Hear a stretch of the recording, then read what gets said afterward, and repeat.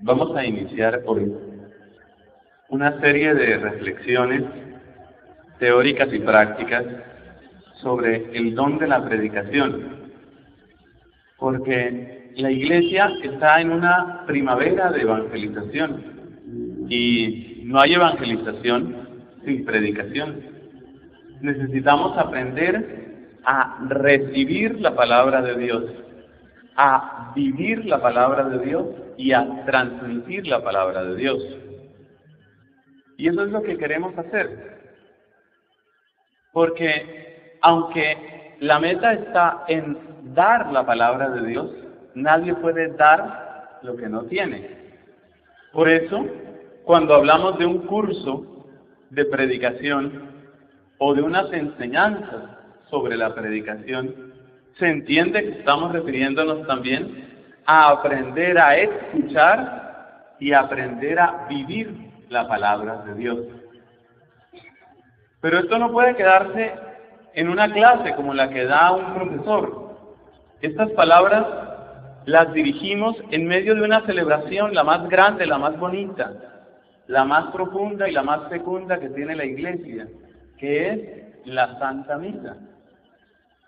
Y por eso los ejemplos que vamos a tomar a lo largo de estas reflexiones son tomados precisamente de las lecturas que la Iglesia nos propone para estos días. Por ejemplo, hoy nos encontramos con el lunes de la cuarta semana del tiempo ordinario en los años impares. Toda esa terminología poco a poco tiene que llegar a sernos familiar.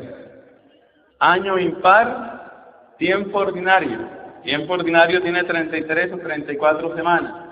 En este caso estamos en la cuarta semana y este es el lunes.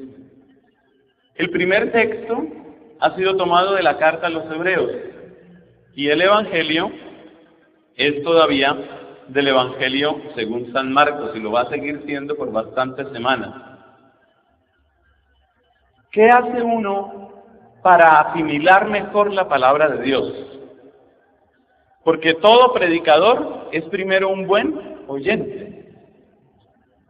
Fíjate una cosa, cuando un niño lamentablemente nace sordo, muy difícilmente o nunca aprende a hablar.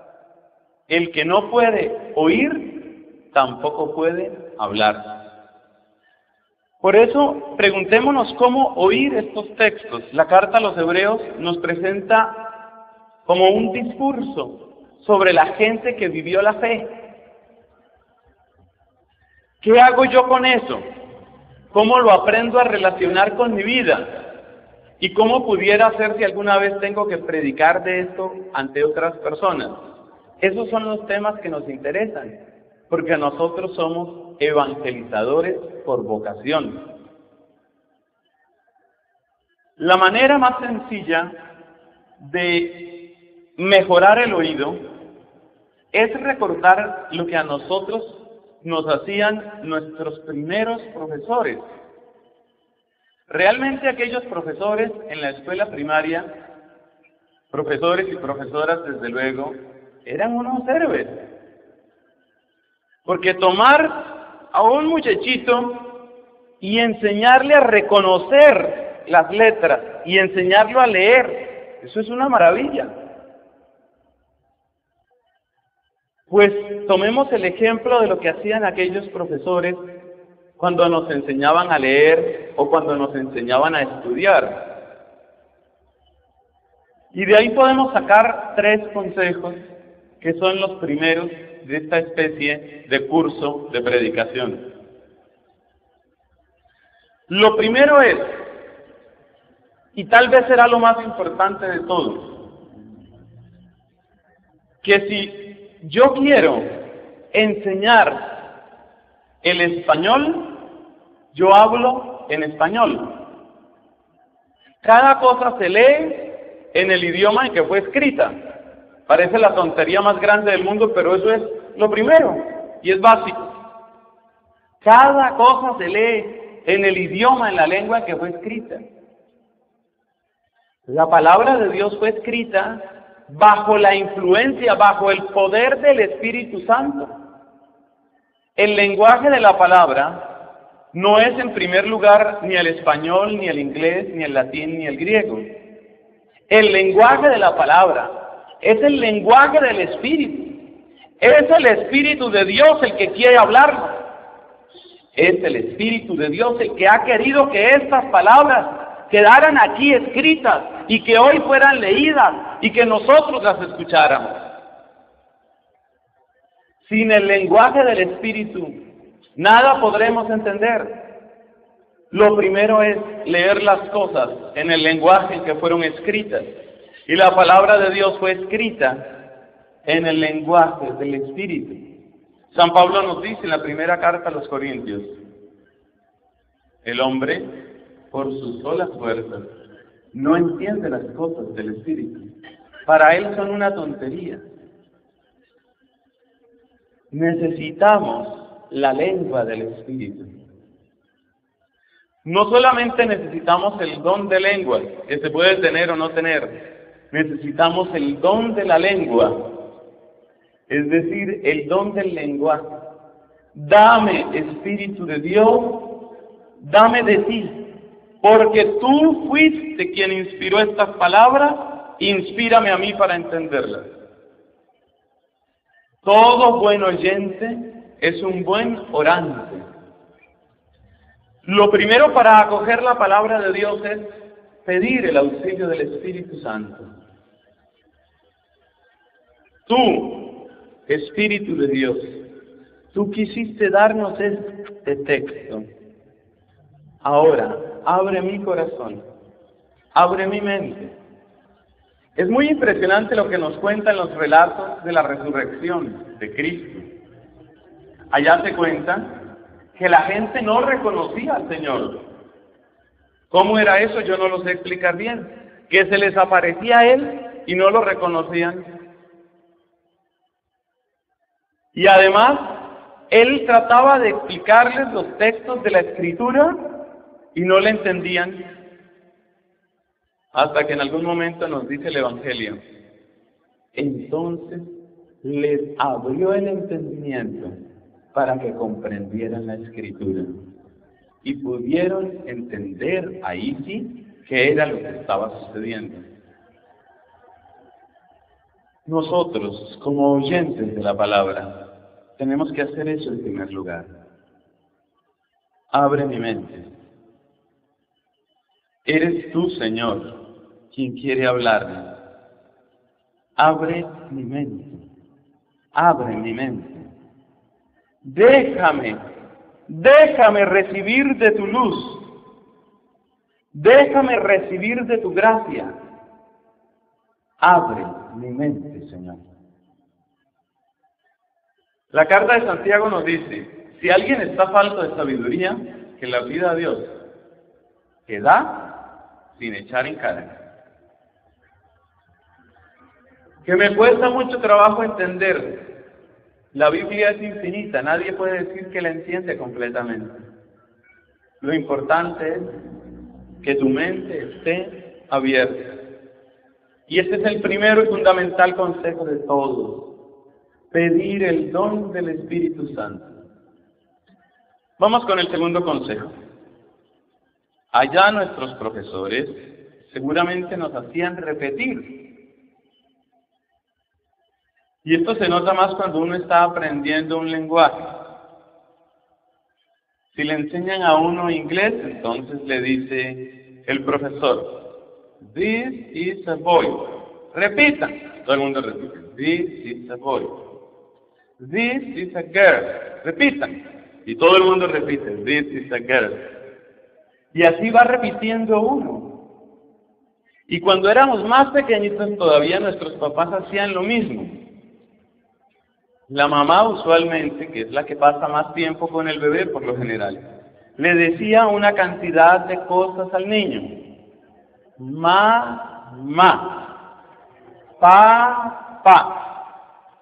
Y el niñito oye y trata de acomodar la respiración, la laringe, la boca, la lengua, los dientes, para poder decir papá. Después a uno le parece la cosa más natural del mundo hablar, pero hablar es un ejercicio de acomodar no sé cuántos músculos, hasta que uno puede respirar y puede hablar.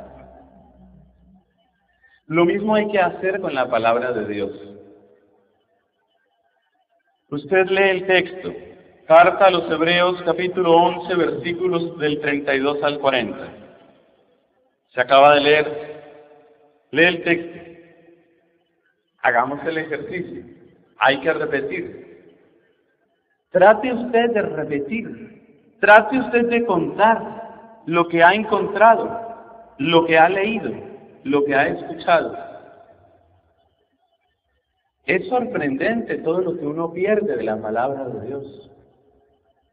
Fíjate que en la parábola del sembrador, Jesús nos da distintos caminos por los que se suele perder la semilla, ¿no?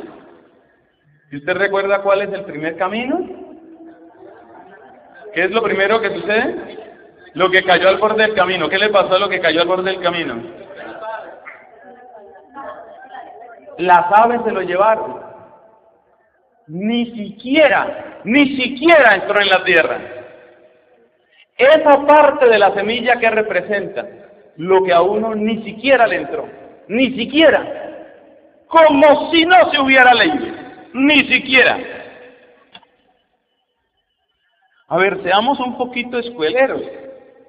Al principio de esta lectura se mencionaron unos señores que brillaron por su fe. A ver, yo los tengo aquí, no, claro, eso es trampa. Ustedes no los tienen. Vamos con la memoria. A ver, ¿cuántos nombres se nos quedaron de los que se leyeron aquí? Empiece. Gedeón, muy bien. David, bien, 2. Sansón, 3, bien. ¿Quién más? Jefté, bien, 4. 4, pero fíjese que casi cada nombre lo dice una persona distinta, ¿no? Van 4. Y le digo cuántos son aquí. 1, 2, 3, 4, 5, 6. Van 4, faltan 2. 2. A ver, dijeron Gedeón, Sansón, Jefté, David, faltan 2. Faltan 2. Samuel, falta 1. Falta 1. ¿Quién leyó aquí la palabra? Falta 1. Falta 1.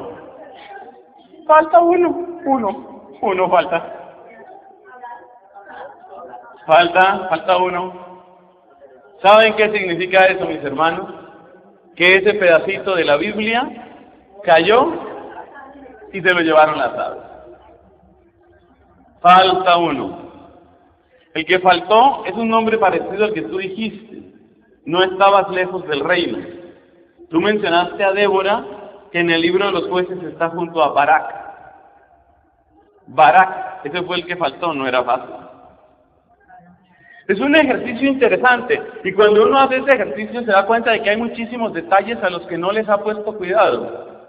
Yo les quiero contar que como predicador suelo aprovechar esa falta de memoria, mía y de los demás, como una mina. ¿En qué sentido? Les voy a contar cómo la utilizo. Cuando yo leo un texto, trato de buscar cuáles son las palabras o las frases a las que nunca les he puesto cuidado, de las que nunca me he dado cuenta. Y así he encontrado una cantidad de cosas que, bendito sea Dios, he podido poner al servicio de los demás. Le voy a dar un ejemplo que me estoy acordando ahora. Dice el Señor Jesús: la mies es mucha y los obreros son pocos. Perfecto. Ese evangelio que se encuentra, por ejemplo, en Lucas, ese texto, se suele utilizar para enviar misioneros a que vayan a difundir, a sembrar la palabra de Dios. Vayan, porque la mies es mucha y los obreros son pocos. Vayan a predicar, vayan a sembrar en los corazones la palabra de Dios.